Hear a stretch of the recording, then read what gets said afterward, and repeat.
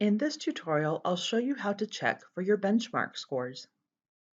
Once you've administered a RISE benchmark, your scores will be available within 24 hours in the RISE reporting site.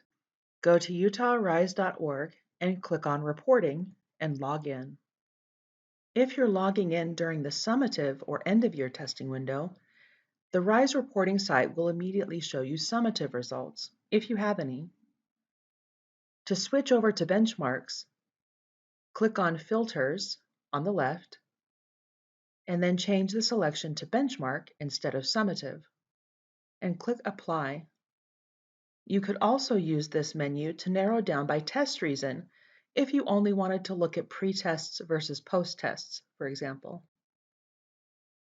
Click Apply, and now you've switched over to looking at benchmarks.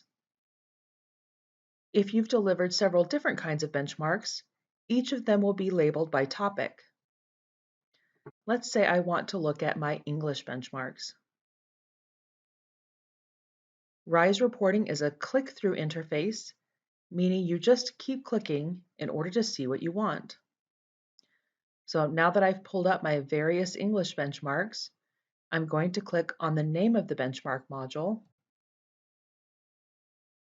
And from there, I may need to click on the name of my roster as well.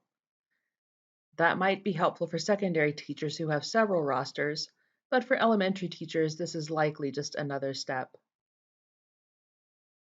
Once I've clicked on the name of my roster, I'll see my list of students and each of their scores.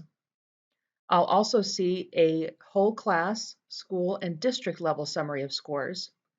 The school and district summaries only include benchmark tests that are given the same school year. So if no one else but your school gave this benchmark, well, then you won't have much of a district level comparison. Over here on the right, I have expandable menus where I can look at all of the items on the benchmark, and I can click on each item to pull up the actual question and student response. I can also look at the 5 items on which students performed the worst and the 5 items where they performed the best. One thing to note about benchmarks is that they do not distinguish between level 2 and level 3 proficiency. They'll label the student as being at or near proficiency. This is because level 2 and level 3 proficiency, in the way that RISE tests were written, are very small targets to hit, and the benchmarks are too short to distinguish between those two levels of proficiency. So those are lumped together. From here, I could click Download Student Results, and I can print either a roster of scores or individual score reports. If I select Individual Score Reports, I can print those out as a single PDF, which is easy for printing, or as multiple PDFs if I wanted to email them instead. I can choose between a simple or detailed layout, and then click Generate, and that will generate individual score reports for every student who completed the benchmark.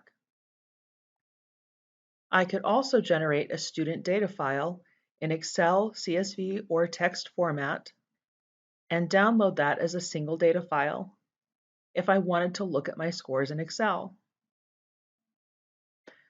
I can also print what's on my screen by clicking Print,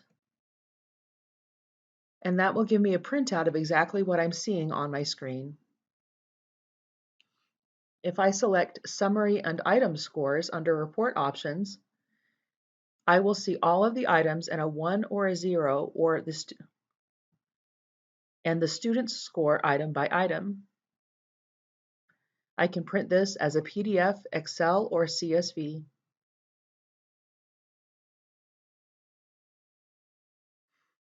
If I want to dive further into this, I can click the Breakdown By button and look specifically at students by 3 demographic categories: LEP, meaning my English learners, Special Ed, meaning students with IEPs, and ethnicity, meaning students broken down by their federal race or ethnicity.